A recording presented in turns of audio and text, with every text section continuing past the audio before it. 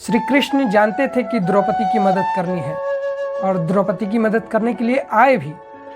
जब उनका चीरहरण हो रहा था, अधर्म हो रहा था, लेकिन इतनी देर से क्यों आए? जब द्रौपदी का चीरहरण हो रहा था, द्रौपदी को यह विश्वास था कि भीष्म पितामह, द्रोणाचार्य, बड़े बड़े राजा, बड़े बुजुर्ग बैठे हैं, इनके सामने दुशासन मुझे निर्वस्त्र नहीं कर सकता है।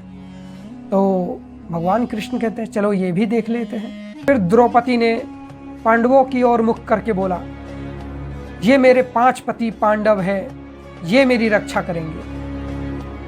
पर पांडव कुछ नहीं बोल पाए क्योंकि वो सब कुछ हार चुके थे, खुद को भी हार चुके थे। तब प्रभु ने सोचा कि अब मुझे द्रौपदी पुकारेगी, अब मैं आऊँगा। जब दुशासन साड़ी खींच रहा था तब द्रौपदी ने कहा, मैं एक क्षत्रिय की बेटी हूँ, क्षत्रिय की पत्नी हूँ, और साड़ी को कस के पकड़ रखा था। तो भगवान ने कहा अपना भी प्रयास करना चाहिए, लेकिन दुशासन जैसा बलशाली के सामने कहाँ टिकने वाली थी। जब दुशासन खींचने लगा तो द्रौपदी की शक्तियाँ कमज़ोर हो गई।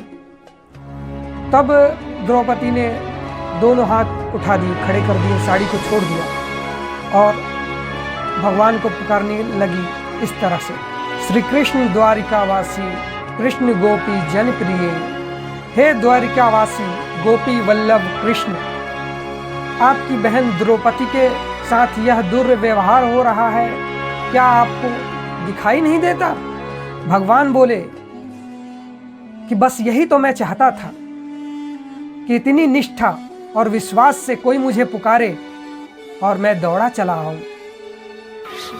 और ऐसा आऊं कि नाड़ी विच सारी, किसाड़ी विच नारी, किसाड़ी विच नारी, नारी विच सारी। भगवान कहते हैं कि चाहे तुम मुझे 1 मिनट पुकारो, पर उसमें दुनिया को भूल जाओ, तादात्मक पूर्ण हो जाओ और संपन्न भाव से बोलो, मैं तो वही हूं तुम्हारे पास, तुम्हारे साथ, बस तुम्हारा विश्वास चाहिए।